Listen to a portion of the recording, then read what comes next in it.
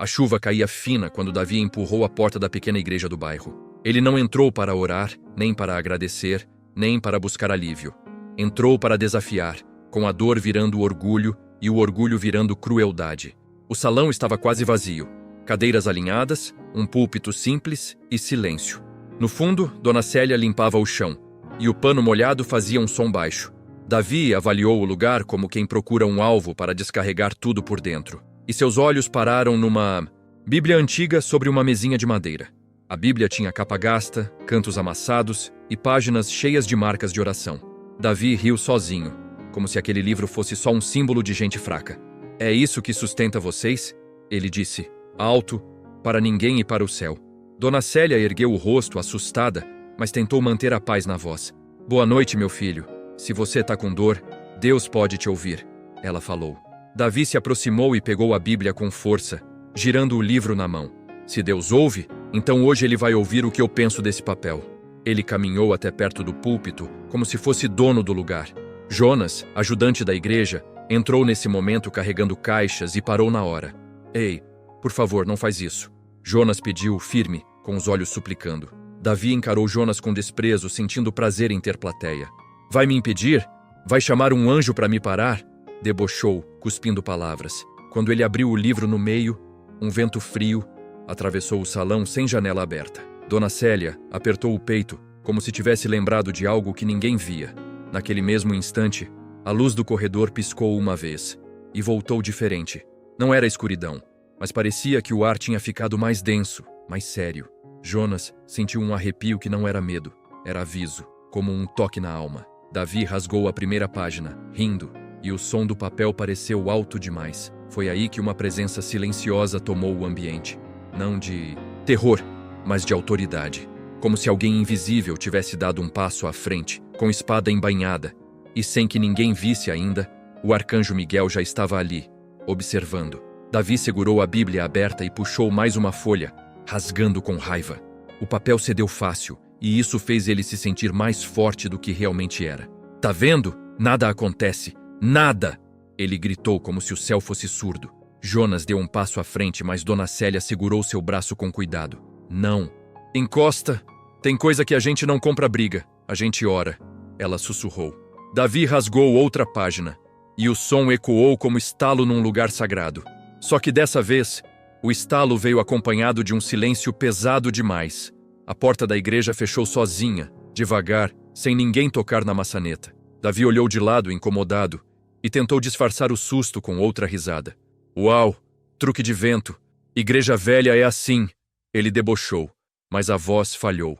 As lâmpadas não apagaram, mas pareceram perder o brilho por um segundo. E então, um cheiro de metal, como ferro molhado, invadiu o salão.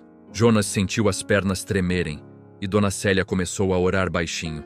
Davi, sem perceber, apertou o livro com força, como quem procura controle. Quando ele tentou rasgar de novo, os dedos travaram como se o papel tivesse virado pedra.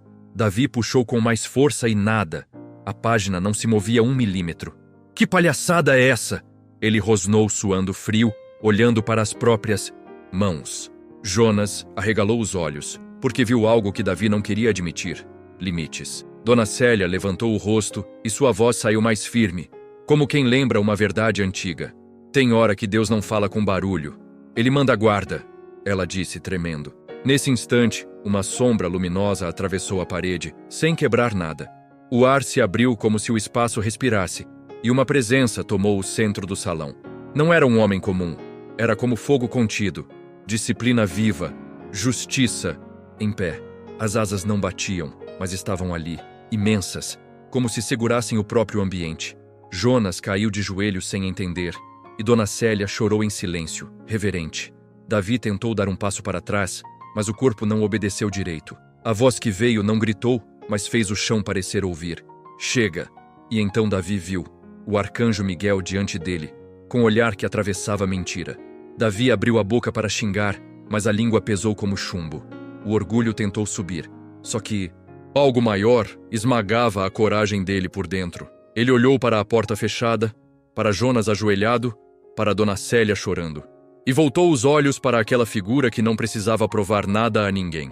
O arcanjo Miguel não fazia cena. A presença dele era ordem, não espetáculo. Davi apertou os punhos e o livro rasgado tremeu nas mãos dele, sem cair.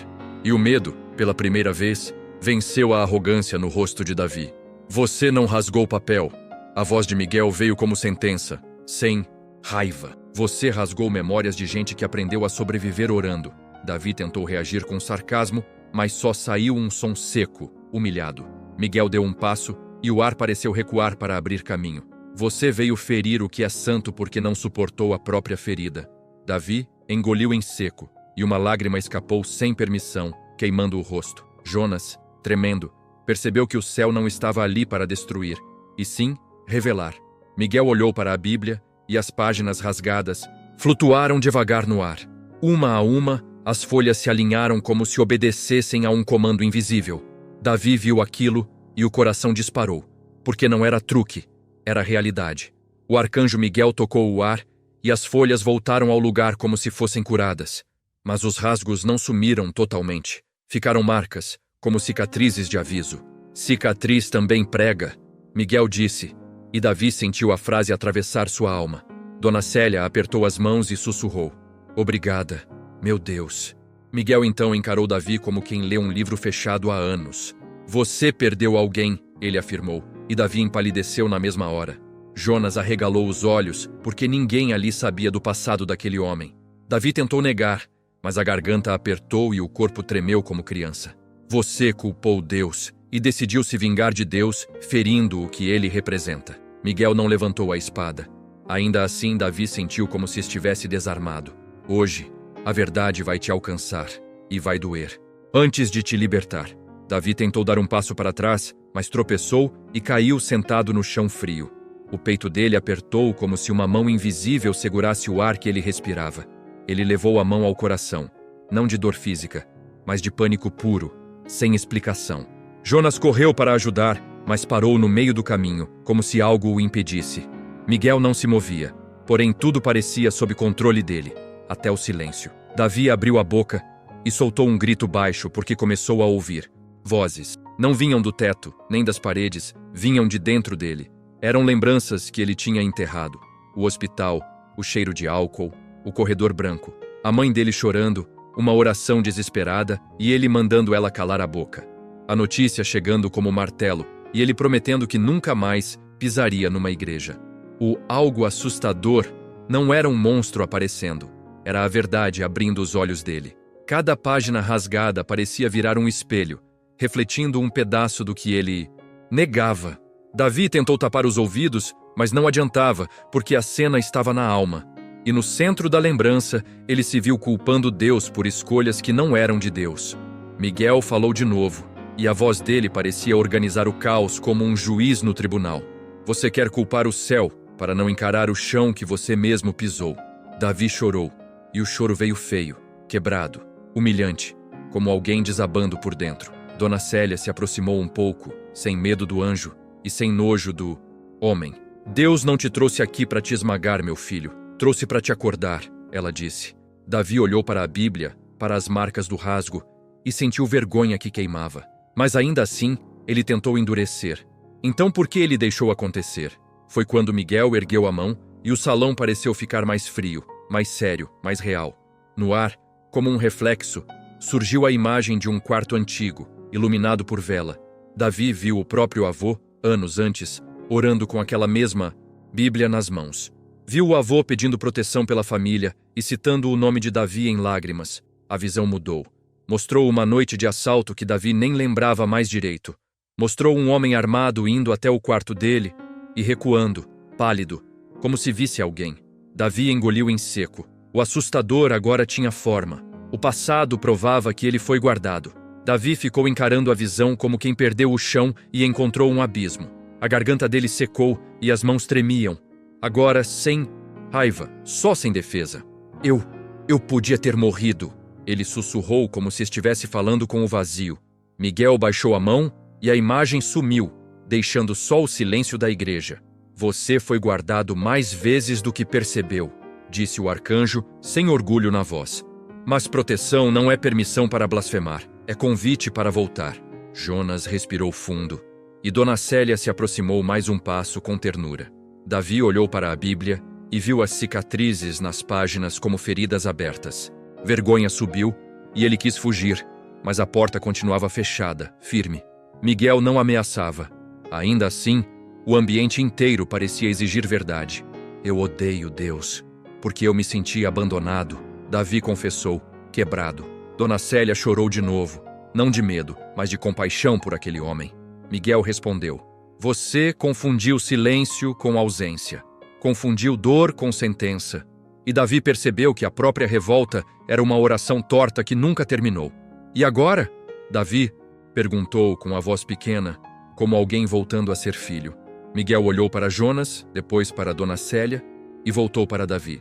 Agora você decide o que vai fazer com o que viu, ele disse direto. Você pode continuar rasgando por fora, ou pode se render por dentro. Davi engoliu seco e segurou a Bíblia com cuidado, como se ela queimasse e curasse. Ele levou o livro ao peito, e o gesto simples pareceu mais forte que qualquer grito. Eu não sei orar, ele confessou.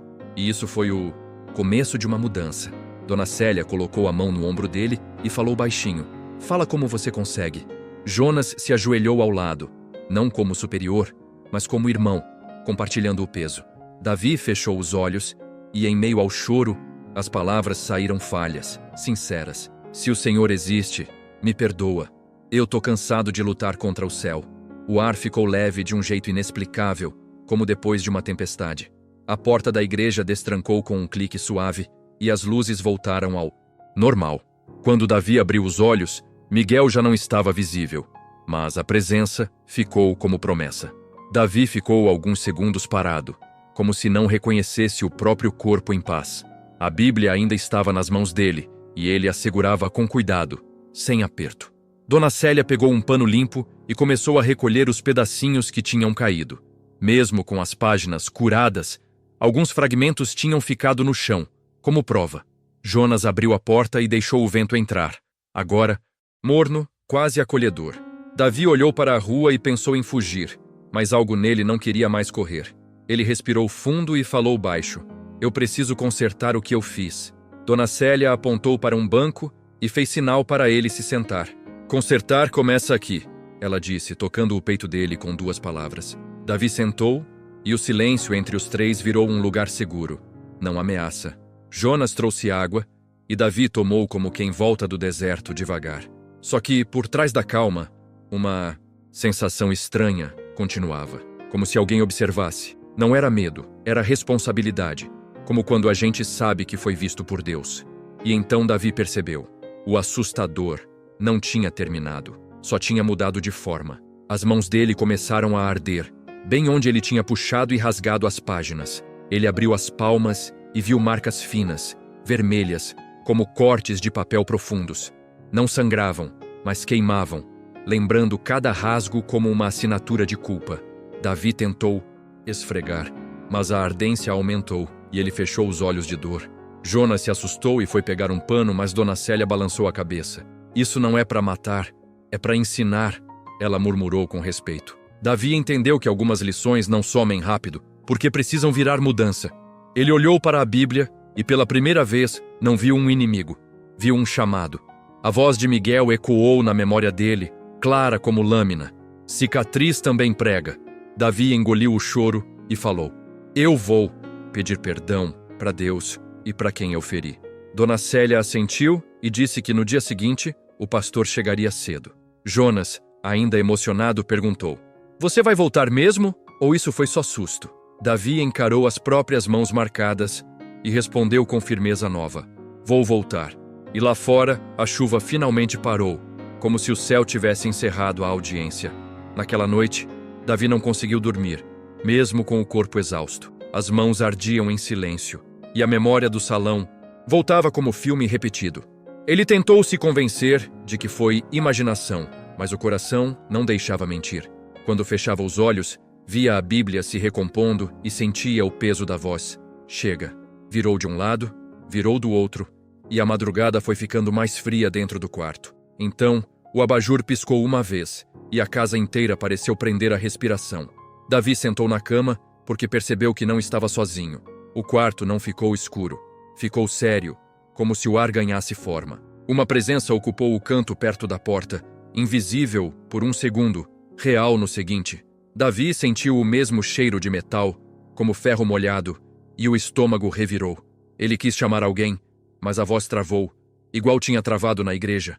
E então ouviu passos que não batiam no chão, mas marcavam o ambiente por dentro. A silhueta se desenhou com luz contida, sem ostentação, sem ameaça gratuita. O arcanjo Miguel estava ali de novo, não como espetáculo, mas como guarda. Davi tentou se levantar, mas as pernas não responderam, e ele ficou sentado, pequeno. Miguel não apontou espada, porém a autoridade dele preenchia cada centímetro do quarto. Você pediu perdão, Miguel disse, mas ainda está preso no mesmo orgulho. Davi engoliu seco, porque a frase acertou onde ninguém mais acertava. Eu tô tentando... Eu não sei como muda. Ele respondeu com vergonha. Miguel se aproximou um passo e o ar pareceu se alinhar, como soldado em posição. Arrependimento não é emoção. É decisão repetida quando ninguém está vendo. Davi apertou os lençóis e as mãos queimaram de novo, como lembrança viva. E essas marcas? Ele perguntou, quase em desespero, abrindo as palmas. Miguel olhou para elas e respondeu. São um freio e um sinal. Freio para você não voltar a ferir com facilidade. Sinal para você não esquecer o que viu. Davi sentiu o peito apertar, mas não era pânico. Era responsabilidade tomando lugar. Então eu vou ter que carregar isso? Ele sussurrou, com mádio, medo de si mesmo. Miguel respondeu sem dureza. Você vai carregar até aprender a carregar outros em paz. Miguel estendeu a mão e Davi viu algo que gelou e acalmou ao mesmo tempo. A Bíblia. Não era a mesma da igreja, era a dele, esquecida desde a adolescência, no alto do guarda-roupa. Ela desceu devagar, como se o ar virasse suporte, e pousou aos pés da cama. A capa estava coberta de poeira, mas o nome Davi ainda dava para ler, escrito torto. Davi arregalou os olhos, porque ninguém em casa sabia que aquilo existia. A garganta dele fechou e uma pergunta sem voz nasceu. Como você sabe? Miguel não respondeu à curiosidade, respondeu à necessidade. Você quer provas porque ainda negocia com a verdade, Miguel disse. Então hoje você vai encarar a raiz. Davi tremia e a vontade de fugir veio forte, só que não havia para onde correr. Miguel apontou para a Bíblia no chão, e a poeira saiu como fumaça fina, sem vento. Quando Davi olhou de perto, viu um rasgo antigo na lombada, bem onde ele tinha escondido coisas. Ele se lembrou na hora, cartas, contas, bilhetes, tudo que ele guardava para não sentir. A mão dele foi sozinha até o livro, como se algo dentro finalmente concordasse. Davi abriu a Bíblia, e um envelope amarelado caiu no colchão. O coração dele disparou, era a letra da mãe, a mesma que ele evitava desde o enterro. Ele olhou para Miguel como quem pede permissão, e Miguel apenas ficou, firme, guardando.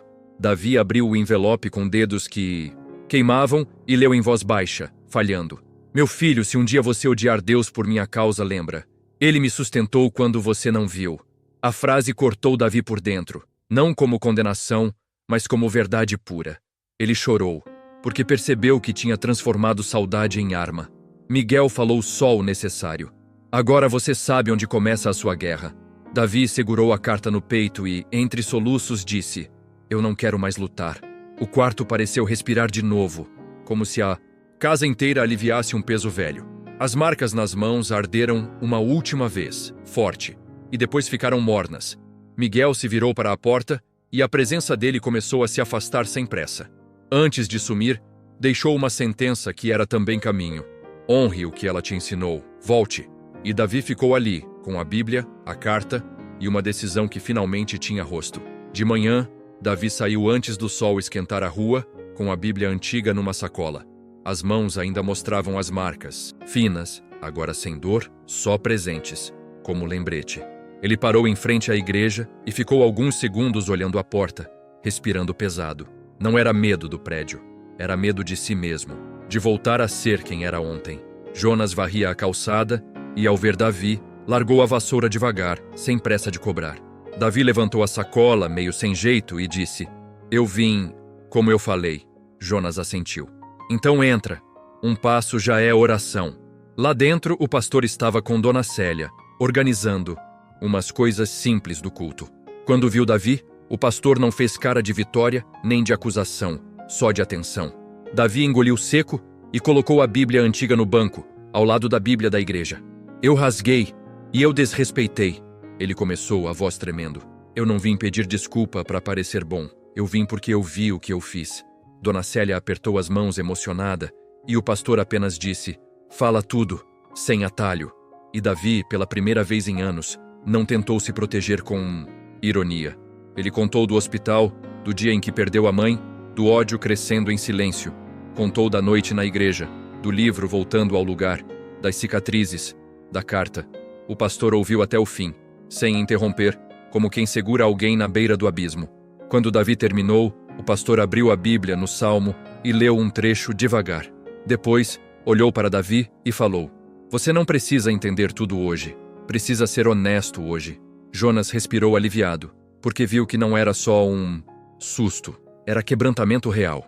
Davi baixou a cabeça e perguntou com simplicidade dura: o que eu faço agora? O pastor apontou para as marcas nas mãos dele e disse: você vai aprender a usar isso para construir. Primeiro, pede perdão a Deus em oração, do seu jeito. Segundo, repara, na medida do possível. Davi assentiu, e o pastor continuou: você rasgou páginas, então por um tempo você vai cuidar delas. Dona Célia trouxe fita, cola e um pano e colocou tudo na mesa como quem entrega trabalho e graça.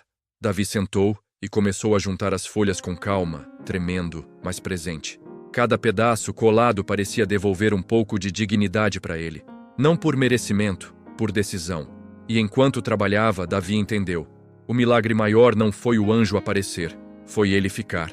Na semana seguinte, Davi voltou todos os dias, mesmo quando a vontade era sumir. As marcas nas mãos já não queimavam, mas coçavam às vezes, como se lembrassem: vigia. Ele ajudava a arrumar cadeiras, varria o chão, consertava o que encontrava quebrado.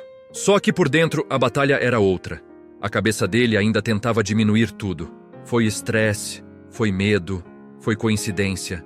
Ele repetia, buscando uma saída honrosa. E quanto mais ele tentava explicar, mais vazio ficava, como quem tapa um buraco com vento. A última resistência não era contra a igreja, era contra a mudança que exige renúncia. Numa tarde, entrou um rapaz rindo alto, filmando tudo pro celular, querendo conteúdo. Ele apontou a câmera para Dona Célia e fez piada, imitando oração, debochando baixo. Davi ouviu e sentiu o sangue subir, rápido, do mesmo jeito de antes. O velho Davi acordou com força, vontade de humilhar, de gritar, de quebrar o aparelho. As mãos dele coçaram e arderam de leve, como um aviso curto e claro. Ele fechou os olhos por um segundo e lembrou da carta da mãe. Ele me sustentou. Quando abriu os olhos, a escolha estava na frente dele, nua e imediata.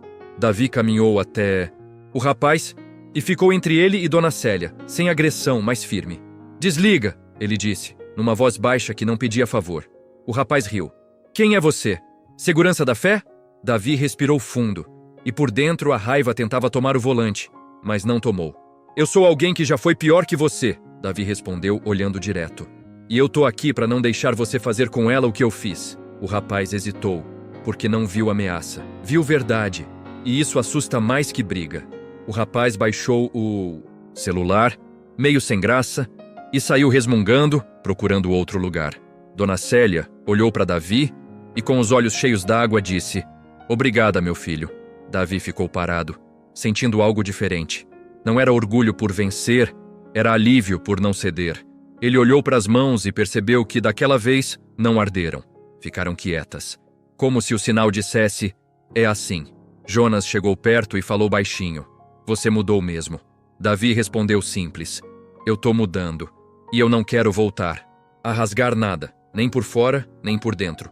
No fim daquele dia, Davi chegou em casa com um cansaço diferente, como quem trabalhou por dentro. A casa parecia igual, mas ele já não era, e isso deixava tudo meio estranho. Na pia, louça acumulada, no sofá, o controle jogado, no ar, o velho hábito de empurrar a vida. Ele largou a sacola, lavou o rosto e ficou se olhando no espelho por tempo demais. As marcas nas mãos estavam lá, discretas, quase comuns, e justamente por isso perigosas. Porque o perigo, ele percebeu, não era mais o sobrenatural. Era a rotina sem vigilância. E foi aí que o celular vibrou. Era uma mensagem do irmão mais velho, com poucas palavras e muita culpa escondida. Você vai na partilha amanhã? Davi travou. A partilha era sobre o inventário da mãe, assunto que sempre virava briga. O peito dele apertou e a primeira reação veio velha. Eu não devo nada a ninguém. Ele digitou essa frase, encarou a tela e sentiu as mãos coçarem de leve. Apagou. Digitou outra. Vocês me abandonaram. Apagou de novo, respirando curto, como se a raiva fosse a única língua que ele sabia falar. Ele deixou o celular na mesa e andou pela sala, porque o teste não era sobre dinheiro, era sobre perdão. Davi sentou no chão, encostado na parede, e puxou a Bíblia antiga da sacola. Abriu sem cerimônia, no lugar que caísse, e caiu justamente numa frase que parecia perseguição. Se possível, quanto depender de vós, tende paz com todos os homens. Ele riu, sem humor. Paz com todos? Tá de brincadeira. Mas a risada morreu rápido, porque ele lembrou do que Miguel disse. Decisão repetida quando ninguém vê. Davi fechou os olhos e falou baixo, simples, sem enfeite. Deus, me ajuda a não ser o mesmo. E as mãos, em vez de arder, ficaram mornas, como se aprovassem o esforço. Ele pegou o celular e, tremendo, escreveu: Vou, não quero briga, quero resolver em paz. Ficou olhando a mensagem antes de enviar, como quem segura uma ponte frágil. Apertou enviar e sentiu um nó se desfazer no peito, pequeno, mas real. Minutos depois veio a resposta. Tá bom, obrigado. Só isso. E já era muito. Davi encostou a cabeça no sofá e respirou fundo, como quem acaba de desarmar uma bomba. Do lado de fora, o vento bateu na janela, e por um segundo ele achou que ouviu passos no corredor. Não viu Miguel, mas sentiu o mesmo recado. O céu não some quando a batalha é doméstica. No dia seguinte, Davi chegou cedo na casa do irmão, parado no portão como quem enfrenta um tribunal. O carro do irmão já estava lá, e o som de vozes vinha da sala, baixo, tenso. Ele respirou fundo e entrou com as mãos à mostra, quase como um pedido silencioso de paz. A cunhada olhou rápido e desviou, e o irmão levantou devagar, sem saber se abraçava ou se arma. Em cima da mesa, pastas, papéis, uma caneta, e o nome da mãe em vários lugares. Davi sentiu o peito apertar porque luto tem cheiro, papel velho e assunto mal resolvido. E, por segundo, o velho impulso de atacar tentou voltar. Eu não vim brigar, Davi disse antes que alguém provocasse, segurando a própria voz. O irmão encarou, desconfiado. Então por que você sumiu todos esses anos? A pergunta era faca, e Davi sentiu as mãos coçarem de leve, como aviso. Ele engoliu seco e respondeu, porque eu estava com raiva, e eu usei vocês para alimentar isso. A sala ficou quieta, e a cunhada parou de mexer nos papéis, como se não esperasse sinceridade. O irmão soltou um riso curto, triste. Você sempre foi bom em sumir quando apertava. Davi baixou a cabeça. Eu sei, eu tô tentando não fazer isso hoje. Eles começaram a falar do inventário, e em alguns momentos a conversa esquentou. Teve palavra atravessada, lembrança antiga, acusação disfarçada de só tô sendo realista. Davi sentiu o sangue subir 2 vezes, e nas 2, ele respirou, esperando a onda passar. Quando o irmão levantou a voz, Davi falou mais baixo, não mais alto. Eu não vou discutir a mãe como se ela fosse um troféu, ele disse, firme, sem ofender. O irmão parou como se aquela frase tivesse puxado o freio de mão da sala. E então aconteceu algo raro. O silêncio não virou ameaça, virou espaço. No fim, dividiram o que tinha que dividir, com mais justiça do que Davi imaginava. O irmão assinou os papéis e ficou olhando para Davi, como se procurasse o irmão de antes. Você tá diferente, ele disse. E não soou como elogio, soou como medo de acreditar. Davi mostrou as anodas mãos, as marcas finas, e respondeu. Eu fui lembrado do que eu posso virar. A cunhada, pela primeira vez, falou com gentileza. Ela ia gostar de ver vocês assim. Davi sentiu o nó na garganta e só conseguiu dizer, eu tô tentando honrar ela. Quando saiu, o sol bateu no rosto dele, e ele percebeu. Paz não é sensação, é prática. Naquele domingo, Davi ficou do lado de fora da igreja até o último segundo, como se a porta fosse um espelho. Lá dentro, o som de gente conversando era comum, mas nele tudo parecia grande demais. Ele tocou as marcas nas mãos e lembrou que paz não era ausência de conflito, era presença de decisão. Quando finalmente entrou, o cheiro do salão bateu. Madeira, pano limpo, café fraco. O mesmo lugar do caos agora parecia menor, como se a tempestade tivesse sido só dentro dele. Mesmo assim, o coração acelerou porque voltar ao cenário do erro é sempre um teste de verdade. E no meio dos bancos, ele viu alguém que não esperava. Era o rapaz do celular sentado 2 fileiras atrás, olhando para frente sem graça. Quando viu Davi, ele desviou o olhar na hora, como quem lembra de uma vergonha recente. Davi pensou em ignorar, mas sentiu que ignorar também pode ser covardia disfarçada. Ele se aproximou devagar e falou baixo: "Eu não te devo bronca. Eu te devo um aviso." O rapaz franziu a testa. "Aviso do quê?" Davi respirou e respondeu: "Do que a gente vira quando faz piada de coisa séria por dentro." O rapaz engoliu seco e só disse: "Foi mal, eu tava fazendo graça."